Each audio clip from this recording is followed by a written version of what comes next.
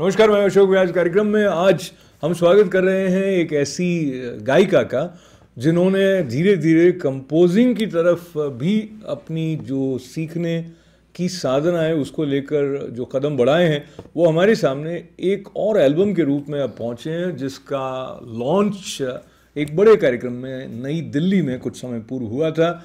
और सौभाग्य से उस अवसर पर उनकी प्रेरणा के रूप में भी और उनका संबल और उत्साह वर्धन करने वाले जो उनके जीवन साथी हैं वो भी हमारे साथ हैं। तो मैं लेडीज़ फर्स्ट की तरफ न जाते हो, क्योंकि उन्हें तो आप यहाँ देख ही चुके हैं। स्वागत कर रहा हूँ पहले डॉक्टर दीपक सेतिया जी का हमारे स्टूडियो में।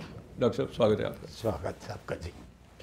और ये जो दूसरा एल्बम लॉन्च हुआ, तुम्हारे प्यार का मौसम, गीता सेतिया जी का, उसकी बधाई देते हुए उनका हमारे स्टूडियो में स्वागत।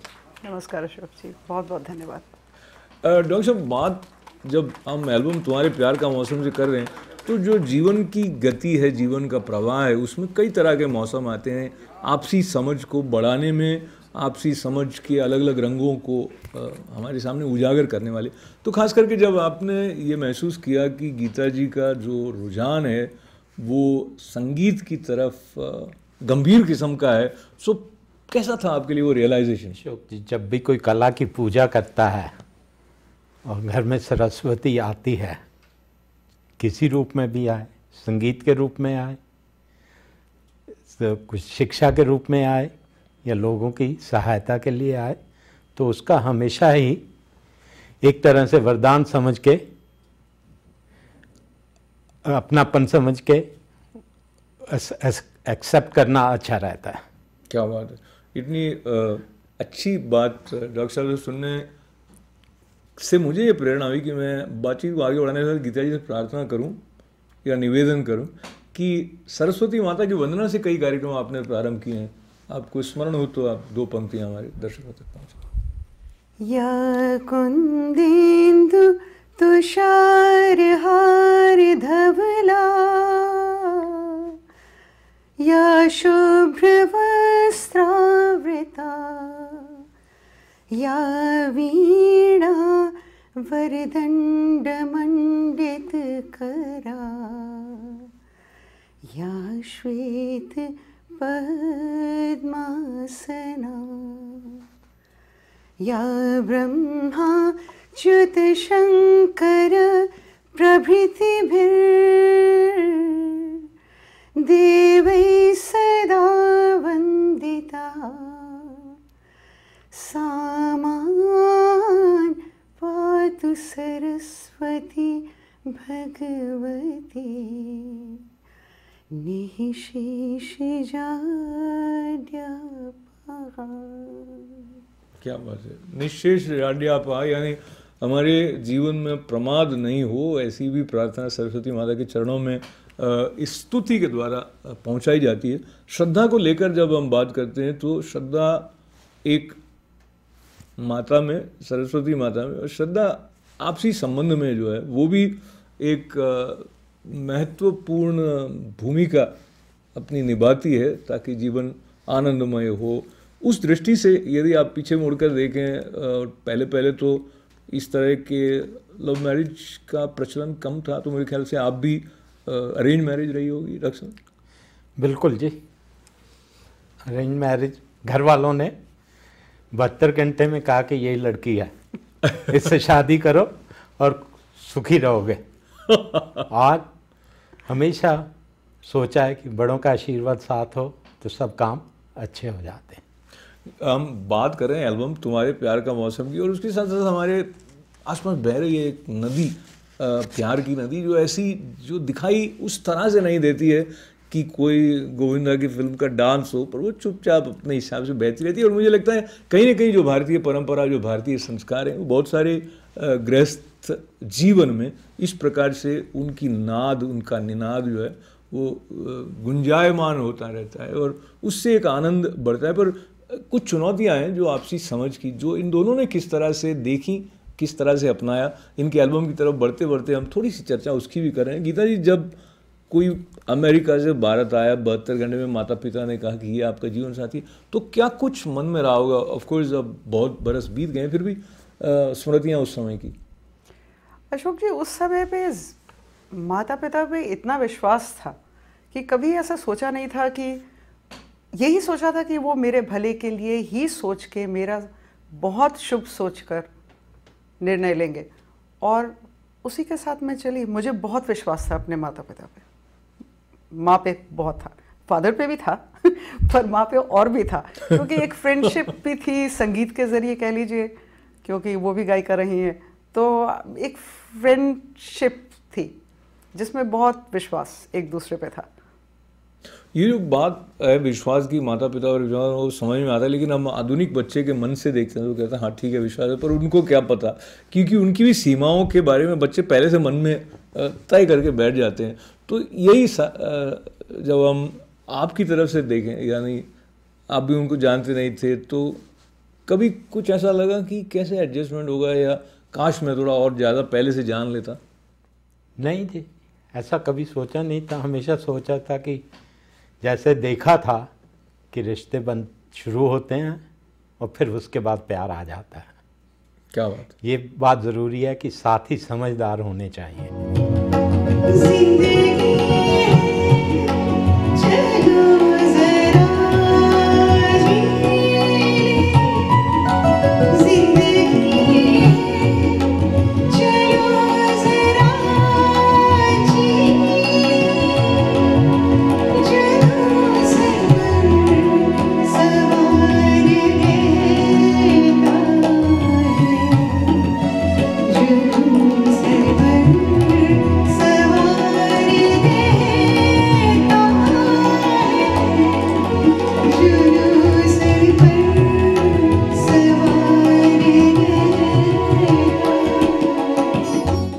मैंने शादी के अगले दिन ही पहला गाना सुना दिया था, और वो फिल्मी रूप में बड़ा लेके, क्योंकि फिल्म से इतना रिलेटेड होते हैं गाने।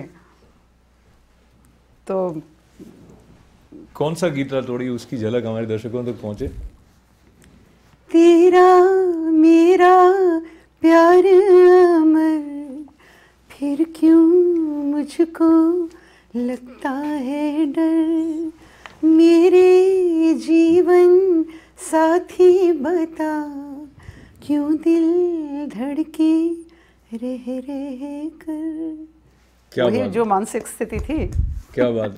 और ये गाना ऐसा है जो कई वर्षों तक जीवित रहने वाला गाना है, तो अब तक उसका कुछ असर, उसकी कुछ जो नमी होती है वो आपके बीच में बरकरार है। ऐसा देखते हुए डॉक्टर साहब, जब आपने इनको पहली बार सुना, फिर ऐसा लगा कि ये स्टेज पर भी अपनी इस संगीत की कला की अभिव्यक्ति करें, इनके मन में आया, आपके मन में आया, तो वो जो इनकी यात्रा को आपने एक साथी के रूप में देखा है, बताएं कुछ उसकी स्मृतियाँ।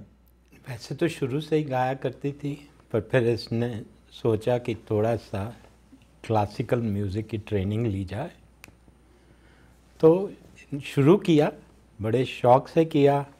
और थोड़ा सा जब आदमी सीखता है तो उससे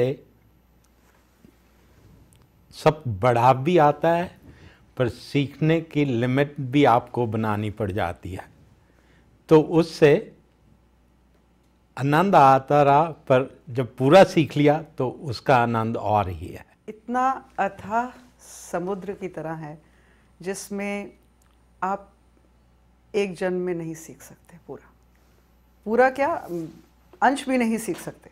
वो एक चलता ही जाता है। जो सुनने वाले हैं वो अपनी दृष्टि से कह सकते हैं, दर्शक जो हैं, श्रोता जो हैं, वो कह सकते हैं कि अच्छा आपने संगीत सीखा है।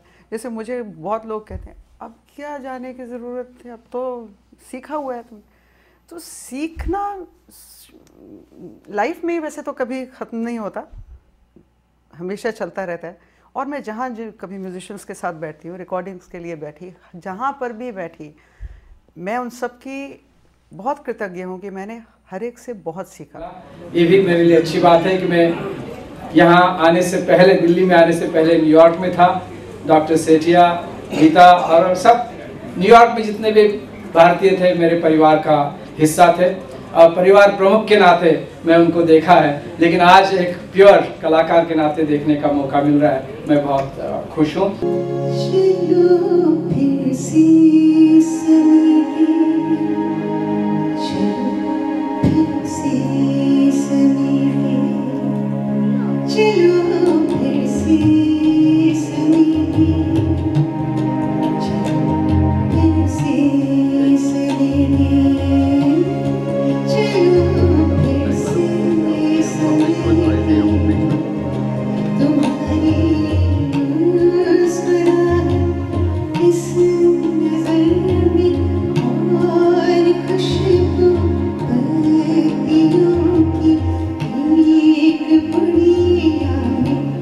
डॉक्टर साहब, अब आपके लिए थोड़ा सा क्रिटिकल क्वेश्चन है। इनका पहला एल्बम आया था दिल है नगमा निगार, और अब आया है तुम्हारे प्यार का मौसम। तो इनकी गायकी के पॉइंट ऑफ व्यू से आपको क्या लगा, कुछ अंतर है दोनों में एज गायिका?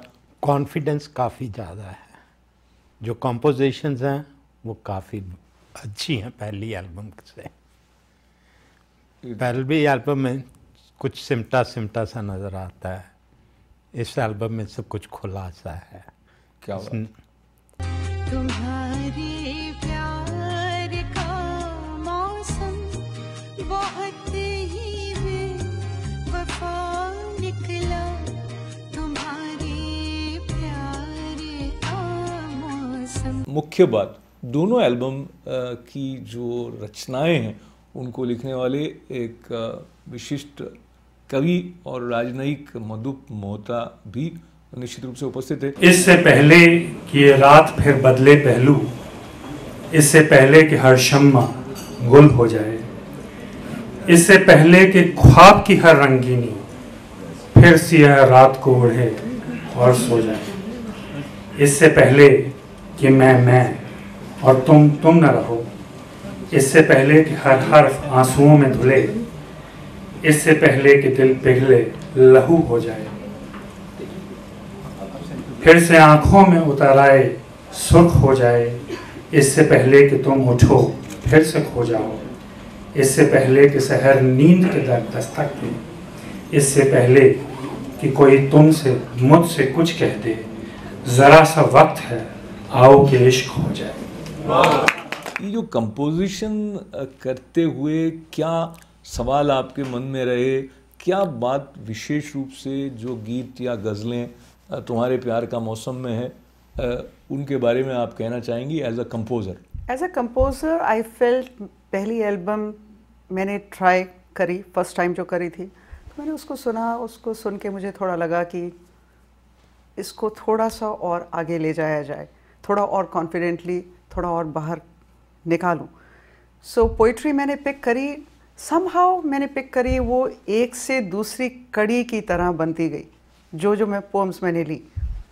और जब कंपोज किया तो मेरे मन में, जहन में सिर्फ एक शब्द था, सुकून, और उसको लेते हुए ही मैंने कंपोज किया। चलो फिर से सवेरे, चलो फिर से सवेरे, चलो फिर से सवेरे, तुम्हारी मुस्कुराहट इस नज़र में और खुशबू पत्तियों की एक पुड़िया, चलो फिर से सवेरे, चलो फिर से सवेरे। डॉक्टर साहब, आप दिल्ली में उपस्थित थे जहाँ पर उस्ताद अमजद अली खान साहब स्वयं पधारे थे इस लॉन्च के लिए। वो कैसा अनुभव था आपका वहाँ पर होना? बहुत ही अच्छा अनुभव था।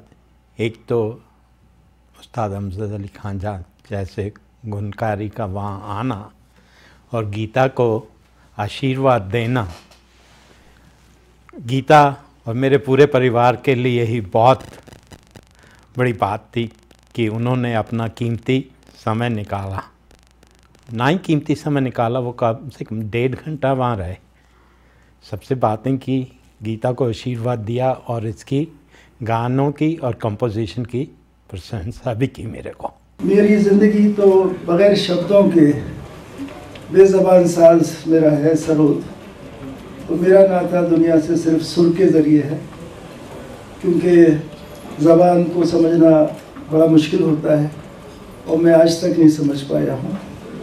लेकिन मैं बड़ी इज्जत करता हूँ शायरों की और जितने भी बड़े लेखक हैं, पोइट्स हैं, क्योंकि मुझे एक मौका मिला था गज़लों को कंपोज करने का। एक टीवी सीरियल आता था गुफ्तगू, तो मैंने 40 गज़लें बड़े बड़े शायरों की कंपोज करी। जब वो प्रोजेक्ट लाए तो मैंने कहा भाई मेरा तो ये काम है नहीं, मैं तो बग़ैर शब्दों के अपनी ज़िंदगी बिताता हूँ। तो कहते नहीं आपको करना है।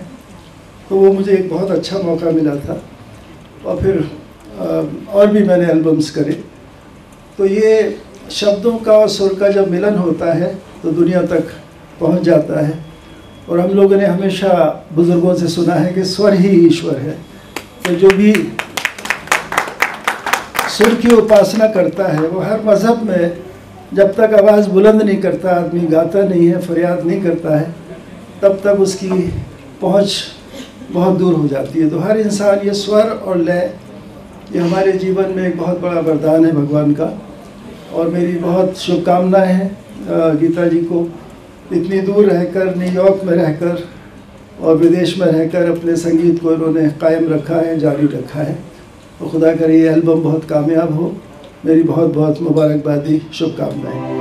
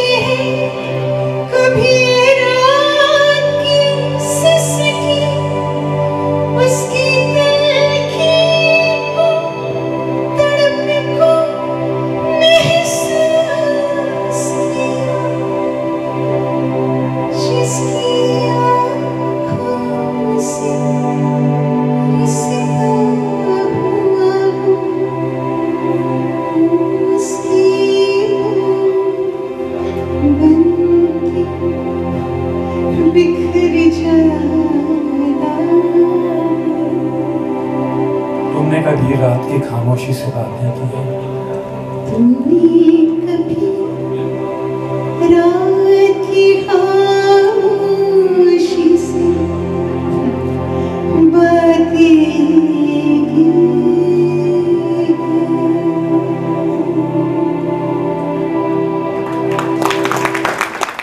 डॉक्टर सेठिया, हम जिस युग में हैं तो संगीत का जो एक प्रचलित स्वरूप है, ऐसा लगता है वो पहले से कहीं कहीं बदल रहा है। कहीं ऐसा सुनने में आता भी है और अनुभव भी होता है कि अधिक जो फास्ट पेस है या जो फास्ट बीट्स हैं उस तरह का संगीत और फिल्मी संगीत भी अलग रह जाता है। तो उस हिसाब से जब आप जिस तरह के कंपोजिशन गीता जी ने किए हैं जो इस एल्बम में हैं, तो क्या आपको लगता है कोई बहुत बेसिक डिफरेंस लगता है दोनों में?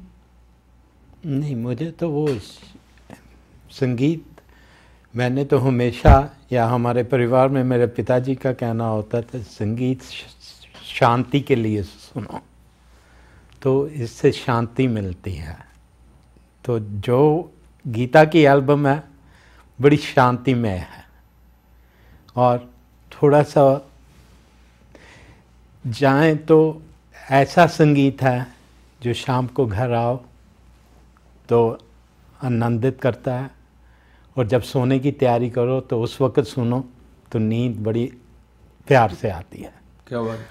जब थोड़ा सा हास्य की गंगा को थोड़ा सा छूते हुए, तो अगर आप जिस संगीत की बात करें वो आप सुनेंगे नहीं तो शांति रहने वाली नहीं है, वो तो स्पष्ट है क्योंकि घर की बात है। पर उस शांति की बात जिसका संकेत उन्होंने गंभीरता से किया था गीता जी, अगर किसी की रचना को कंपोज करता है कोई, तो कंपोजर की एक अतिरिक्त जिम्मेवारी हो जाती है, दिस क्रिएटिव इनसाइट कि जिसने लिखा है उसकी बात ठीक ठीक प्रकट हो पा रही है कि नहीं। उस पॉइंट ऑफ व्यू से कोई रचना जिसमें आपको विशेष चुनौती लगी कि ये शब्द ऐसे हैं कि इनका प्रवाह, उसकी लय कैसे होगी कि उसके साथ न्याय हो सके? मुझे कविता बहुत पसंद आई थी मधुर जी की। पहले ये भी कहना चाहूँगी कि मैं बहुत I was very lucky that he allowed me that freedom as a composer to compose it the way I perceived it. उनका कोई दखल नहीं था उसमें, which is a very big thing, क्योंकि as a lyricist you want your input in there otherwise, but he left it totally alone to me, which was I'm very thankful to him for that. और उसमें एक रचना थी जो मुझे पसंद आई थी बहुत, मैंने सोचा कि लो आप आ ही गए, ऐसे रुक रुक के आती रही आहटें। उसमें कुछ लफ्ज़ थे उर्दू के जो I wasn't very sure, so I was ready to record it, and at that time I remember calling him with the words, क्योंकि मैं उनके साथ गलत नहीं बोलना चाहती थी उनको, and he told me about that. वो थोड़ा सा गाकर आप अगर हमारे दर्शकों तक पहुंचे। मैंने सोचा, मैंने सोचा कि लो आप आ ही गए, ऐसी रुक रुक के आती रही आहटें, आप आते न आते सहर आ ही गई, रात भर हम बदलते रहे करवटें, मैंने सोचा। क्या बात है, मैंने सोचा। और जिस तरह से सोचा, वो जो एक सूक्ष्म स्थल होता है जहाँ पर सोच नन्हे नन्हे पांव रखकर आगे बढ़ती है, कभी चांदनी के रथ पर सवार होकर और कभी रेगिस्तान में पांव जलते हों तो भी एक सौम्यता को लेते हुए जो सोच है उसकी उड़ान, और ये सूक्ष्म स्तर पर जहाँ सृजनात्मकता अपने पंख फैलाती है, वो तुम्हारे प्यार का मौसम एल्बम के द्वारा गीता जी ने जिस तरह से प्रस्तुत किया है उसकी कुछ झलक आपको इस कार्यक्रम में भी मिलती रही है। और एक शेर जो टाइटल सॉन्ग का है, लो अब आया तुम्हारे प्यार का मौसम, बहुत बेवफा निकला। तो तुम्हारे प्यार का मौसम तो वफा और बेवफाई के बीच की जो दूरी है उसको देखना और उससे कुछ सीखना, शायर भी उस तरफ हमें ले जाता है, संगीतकार भी उस तरफ हमें ले जाता है, और जीवन को समझते हुए उसका आनंद और अधिक बढ़ाने की दिशा में एक भूमिका तुम्हारे प्यार का मौसम एल्बम भी अपने तौर पर निभा रहा है। एक बार फिर बहुत बहुत बधाइयाँ आपको देते हुए जब हम इस बातचीत को विराम की तरफ ले जा रहे हैं, तो डॉक्टर साहब आने वाले समय में सिंगर के रूप में गीता जी से क्या अपेक्षा आप रखते हैं, क्या सपना ऐसा है जो आपको लगता है वो देख रहे हैं जिसको आप पूरा होते हुए देखना चाहें? देखिए, मैंने हमेशा सोचा है कि मेरा काम अपने परिवार वालों को साथ देना है।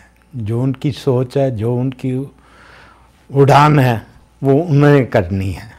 हम तो साथ ही हैं, जहाँ चल तक वो जाएंगे हम साथ साथ इसका आनंद लेते रहेंगे। तो चलते चलते एक गीत की फरमाइश आपसे, जो फिल्मी गीत है, जो आपका प्रिय भी रहा है और जिसकी पोएट्री और कंपोजिशन आपको बहुत पसंद है, जो आपने इस लॉन्च के समय भी गाया था। हमको मिली है आज ये घड़ियां नसीब से, जी भर के देख लीजिए